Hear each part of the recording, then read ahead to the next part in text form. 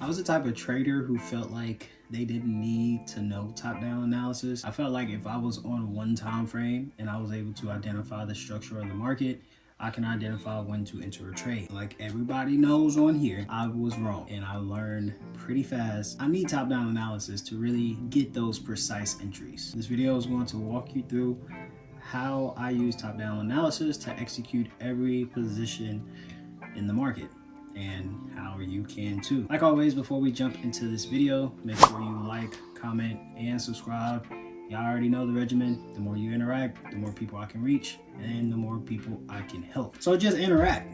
It's not that hard to click the like button. If you don't like it, just click off the video. Enough talking, let's get into the video. Why do we need top-down analysis? Well, it's the same reason we need highways, to get us from one direction to the other. The only thing top-down analysis is it's showing you structure on different time frames. Simple. On the highway, we have different size cars, different vehicles, stuff like that, but we're all still traveling in the same direction. It's the same thing as top-down analysis. Each time frame is telling you something a little bit different, but we're still heading in the same direction overall.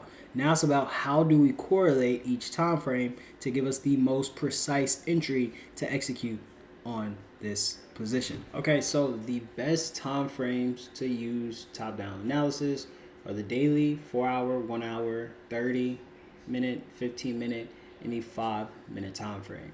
I use the daily time frame to identify the trend of the market and my point of interest. Are we at the higher low and I'm looking for buys? Am I at my recent break of structure looking for buys? Or am I at my higher high looking for the counter trend setup? Or are we below my recent break looking for the counter trend setup? And then vice versa with the bearish, am I at my low looking for counter trend setup? Am I at my recent break of structure looking for sales? Are we above the recent break of structure looking for a counter trend setup? Or are we at our lower high looking for sales? And then for the 4-hour and the 1 hour, these time frames, I simply just identify the trend and I find my area of interest. If my daily and my 4-hour are in sync, I will use my 4-hour time frame to identify my trend and mark off my area of interest. If my daily time frame is not in sync with the 4-hour, but the 4-hour is in sync with the 1 hour, then I will use my 1 hour to identify my trend and mark off my area of interest. As far as for the 30-minute, the 15-minute, and the 5-minute time frames, these are simply my entry time frames only. I look for my break of structure and I look for my bullish or bearish engulfing signal. What does that actually mean? Well, starting on the daily time frame, we know that every candlestick that we see represents an entire day. So if I mark off the high of this daily candlestick and we mark off the low of this daily candlestick, I will mark it off as daily. And now we're going to go from the daily time frame all the way to the 5-minute time frame, and you're going to see how each given time frame shows us a different scenery, different structure, different patterns, and so forth. So on the daily time frame, we see one entire 24-hour candle. On the 4-hour, we see then 6 candles, because every candlestick represents 4 hours. Therefore, we should see 6 candles representing an entire day. On the 1 hour, same thing. We have more structure. 30-minute, we have more structure. Then we have the 15-minute, which shows us even more structure. And then last, the 5-minute time frame, which shows us more structure. And look at the different structures we have on each given time frame. On the 5-minute, we have an entire year's worth of data. On the 15-minute, it slowly drops down to only a few weeks of data. 30-minute, it's only a couple of days, and then 1 hour, 4-hour daily time frame. Do you see how on this one daily candlestick we have so much going on each given time frame? Now it's about how do you incorporate each given time frame to find an entry. Well, let's jump into the breakdown. First things first, you have to understand market structure. And all market structure is being able to identify if we are in a bullish trend, higher highs, higher lows, or are we bearish, which consists of lower highs and lower lows. So when we're looking to identify a bullish or a bearish market, we're simply looking to identify our higher highs and our higher lows in the market. And being able to do that is simply marking off the high in the market. And how do you find your higher low? Well, you follow structure in the opposite direction. The last low point was around here. This low point presented you with the new higher high. So this would be your higher low. And where a lot of people mess up is that they will see something like this and they will consider this a bearish trend because you have a low lower than a previous low. Then you have your high that's lower than a previous high, aka lower high, lower low. You would think it's bearish. That's wrong. Why? Because simply price never broke out of my higher high, nor did price break out of my higher low. Therefore, everything that's taking place in between my two structure points is irrelevant. Price is still bullish, but at the moment, price is just forming new pivot points. But the moment price gives us the break towards the upside, now we can mark off what? We see that price has went to go form a new higher high in the market, which means that the last low point was around here that presented us with the new high. So this would be our new higher low. But the moment price does something like this, now what can we see? We can see a switch of structure. A switch of structure, SOS, I like to call it. I'm gonna make it huge. Switch of structure. This is when we have a flip from bullish to now bearish. Why is that? Because as we can see, price has recently broken through this higher low to go form a new low point in the market. We would then mark this off as our new lower low. And how do we find our lower high? Well, just follow price. And the last high point was around here that presented you with this new lower low. So this will be our new lower high. And then you just continue to follow structure. Again, if price messes around like so, and it does something like this, what happened? Simply nothing. Price is just messing around in between our two structure points. It didn't give me a break past my lower low, didn't give me a break past my lower high. Price is still bearish, it's just moving. But the moment price does this, what can we see? We see another switch of structure. Price has recently just broken through our lower high, going to form a new higher high in the market. And if we have a higher high, we must have a higher low. So if we follow this structure back down, this is that last low point that gave us that new higher high. We then mark this off as our new higher low. Guys, keep in mind, it is impossible to have a higher high without having a higher low. Because in order for us to have that higher high, one, we have to have a break of structure. And if we have a break of structure, price has to find some given low point that allows us to have some push to present a new high. Therefore, price must have a higher low. And then vice versa for lower lows. If price forms a new low point, price must form a high in the market that makes the push to present us with that new lower low.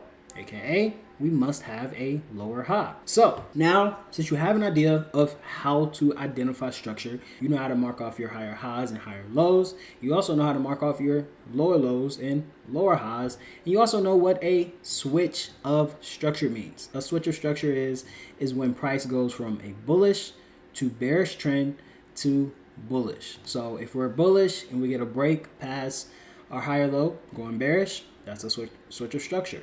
If price is bearish and we get a break past our lower high to go bullish, that's a switch of structure.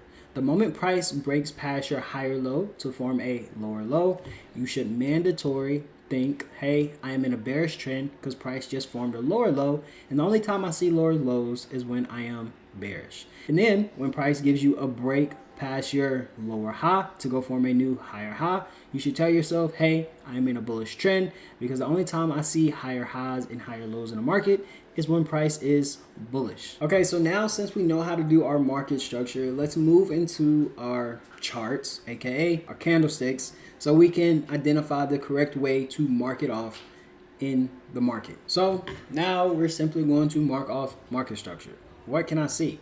Well, at the moment, I see that price has formed a lower high around here, and I see that price has formed a lower low around here. If we draw out structure, and if I simply drag this over here and we just mark off structure like so, we saw that at one given point we had our lower high, another point we had our lower low. I see price form this low, we have a pullback, and then price performed a break past my lower low. And if I have a lower low, I must have a lower high, which means if I follow structure back, this was the last high point that presented me with this break of structure. Price then gave me a switch of structure, breaking past my lower high to go form a higher high. We know we must have a higher low.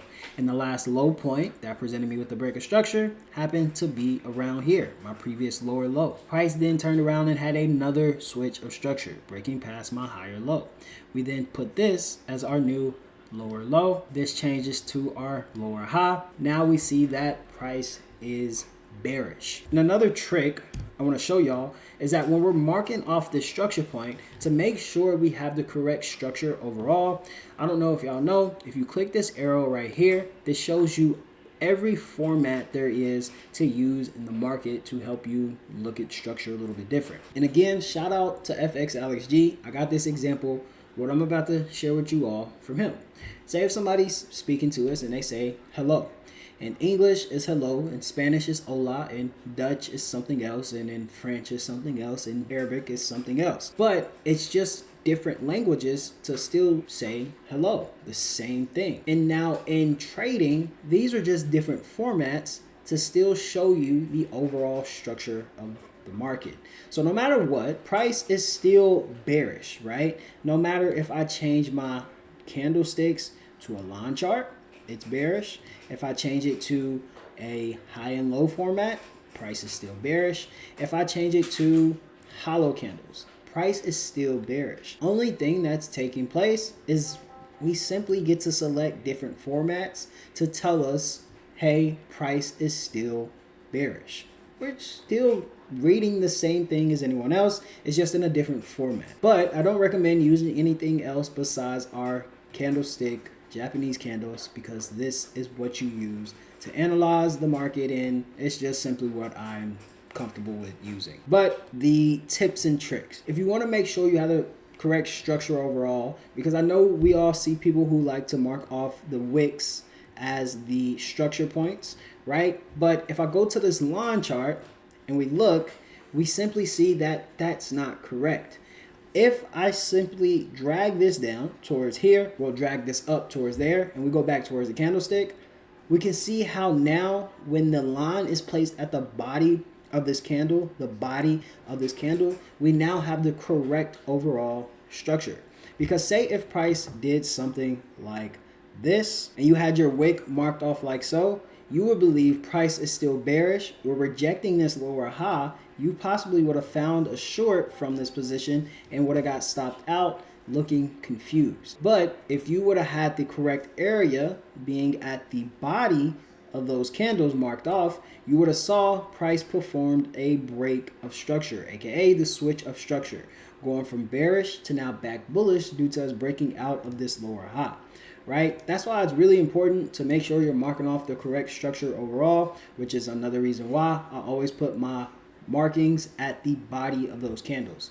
Why? Because once I go switch towards the line chart, I see that the body of the candles is also showing me the structure of the market. So I use the body of the candles, the true structure. I want to be as precise as I possibly can be. Now, since we have the overall direction of the market, we're bearish, do you believe it's the right time to sell? Some people may say yes, we are bearish. I see a low in the market. We should sell from this point. And if you believe this is correct, I'm sad to say, but you're wrong, because it doesn't make any sense. For instance, say if a new shoe just came out and it's a very popular shoe. I know a lot of people are going to say yes, but would you buy the shoe when it first comes out? Or would you wait for the shoe to give you a discount and still buy that same shoe? Some people say yes, some people say no. But in reality, when you think about it, when we are buying the shoe when it first comes out, when the hype is behind the shoe, you typically lose money because half of the times those resellers are looking to sell the shoe, but it ends up being a bust. So now you are confused, like, bro, why is this a bust? There was so much hype. Everything was telling me this shoe is the most popular shoe, price at the highest peak. We had people wanting to get in. People did get in. Why is the shoe a bust? Well, my friend, if you just simply waited and got a discount on the shoe, you possibly still could have made a lot of money, because resellers, some, know that if I wait, I know that price is going to come down a little bit. Knowing that this shoe is still a high demand shoe, if I can get this shoe at a lower price, I can then still go resell it and get profit from the shoe. It's the same thing with trading. I wouldn't get in as price gives me the break of structure. I want to wait until price does what?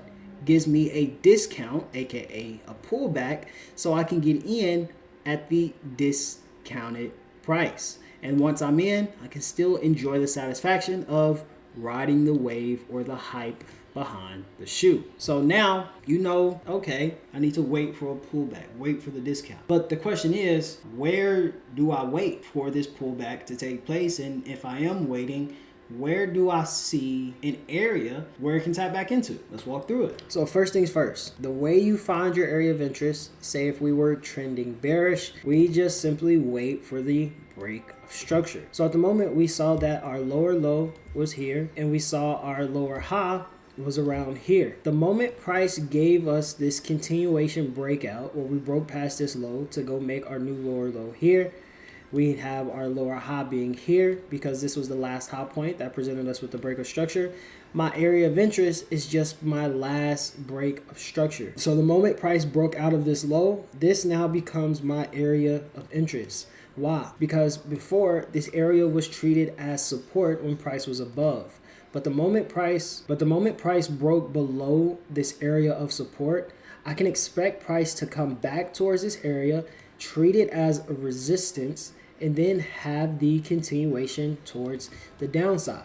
And then it's vice versa if we're bullish. Say if I'm bullish and price is trending and then price gave me the break of structure, I saw that my higher high was around here. I saw that my higher low was around here. And then the moment price gave me the break past my higher high, we then found our new higher high to be here. We found our new higher low being here, since that's the last low point that presented us with the breakout. And then the last break of structure was around here. Therefore, I would then mark this off like so. I saw price treat this area as resistance. Price recently broke through resistance, and now I can expect price to pull back, treat this area as support since we are above, and then continue this move towards the upside. I'm always going to go back towards our example of our floor. If we break through our floor, we will come back to treat that floor as our ceiling and then have the continuation towards the downside. And then say if we're breaking through our ceiling, we will break out of it. We will come back to treat it as our floor and then have the continuation towards the upside. So now we know how to find our area of interest. So the first thing is first, we want to see what are our time frames doing. And keep in mind, we use our daily time frame to identify structure, 4-hour time frame to identify structure, and then our 1-hour time frame to identify the structure. On the daily time frame, we've already done our structure identification. We see that price is bearish due to us having a lower high and a lower low. And we know that because when we see a lower high and a lower low, we know that that means we are in a bearish trend because we only see lower highs and lower lows in a bearish trend. So the daily time frame, we are bearish. On the 4-hour time frame, what are we doing? Well, on the 4-hour time frame, what can we see? We saw price trending in this bearish trend that then went bullish, and then price went back bearish due to the breakout of structure. If I drag this over here and we just draw out our higher highs and higher lows, we saw our higher low being here, we saw our higher high being here, and then price broke past our higher low. So the moment price gave us this break of structure, we can now mark this off as being our lower low. We can mark this off as being our lower high. With that being said, when we see lower high, lower low, we know that we are bearish. And if I simply drag this back over here, we see that our lower high in the market is here. Our lower low in the market is here. We see that the 4-hour time frame is also bearish. Last, let's identify the 1-hour time frame. On a 1-hour time frame, same thing. If we just draw a structure, what can we see? We see price was in this bearish trend that then had the break of structure, continuing this bearish trend that then had the break of structure towards the upside. How do we know that? Because if we drag this over here, we simply see what? We see price go from this lower high, our lower low, and we see the break of structure happen around here, breaking past our lower high to go form a new higher high.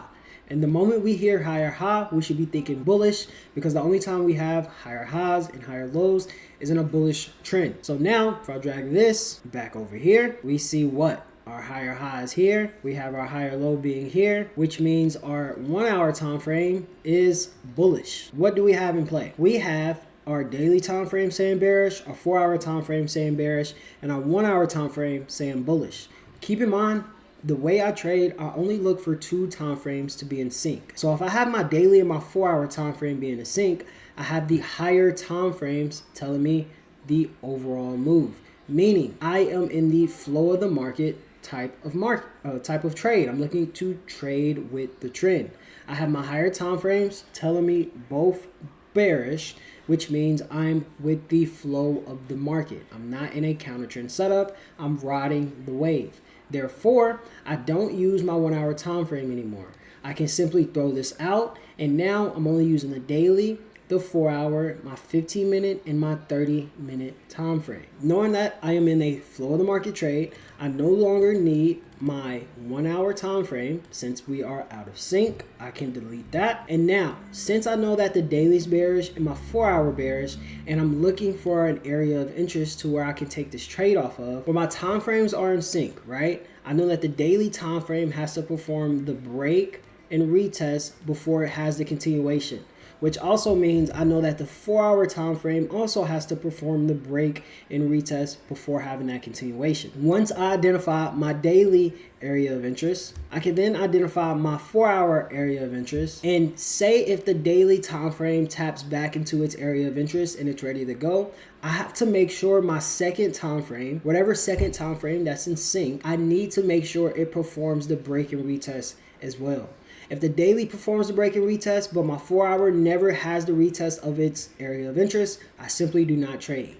But the moment price can give me the retest of my 4 hour area of interest as well, I'm ready to trade. So now let's find our area of interest on the daily time frame, and let's find our area of interest on the 4 hour time frame. On the daily time frame, like you all know, how we find our area of interest, we simply wait for the break of structure. The moment we have the break of structure is the moment we have our area of interest. So on the daily time frame, I see that my lower high is here, my lower low is here, and the last break of structure happened to be here. We can then mark this off as our area of interest, aka our support. Because if we drag this towards the left, we see that price use this zone as support. Okay, cool. We found our daily area of interest. Next is to find my 4 hour area of interest. Well, on my 4 hour time frame, my lower high was around here, my lower low was around here, and my break of structure happened to be around here. But this is the tricky part. When we have structure like this, right, and I drag this over here, when we have structure like this, what can we see?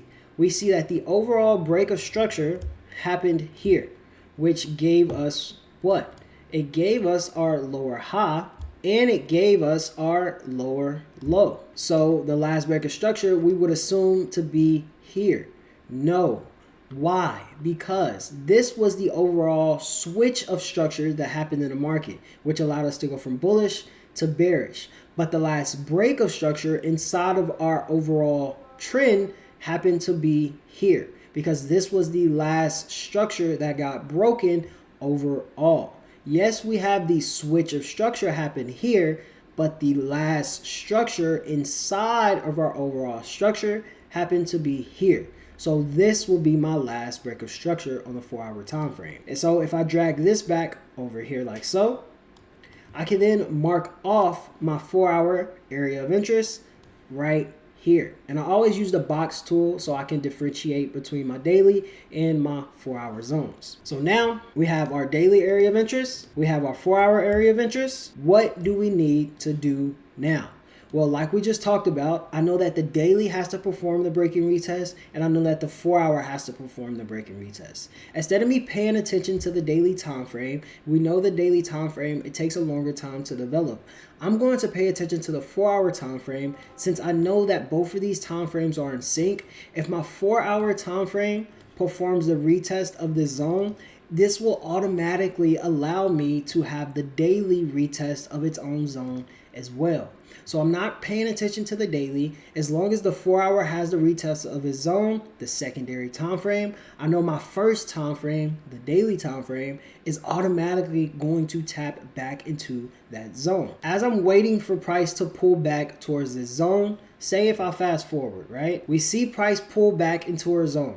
On the 4 hour time frame, we see the tap back into. On the daily time frame, we also see the tap back into. So now we perform the break and retest on both time frames. We can check that off of our list. Now it's time to enter our trade. If we go back towards this cheat sheet in a sense, I then marked off, I wait for my 15-minute break of structure, which gives me my 30-minute entry signal. What do I mean? Well, we know that each time frame shows us different structure. On the daily time frame, we see that price perform the break and retest. On the 4 hour time frame, we see price perform the break and retest, both time frames being bearish.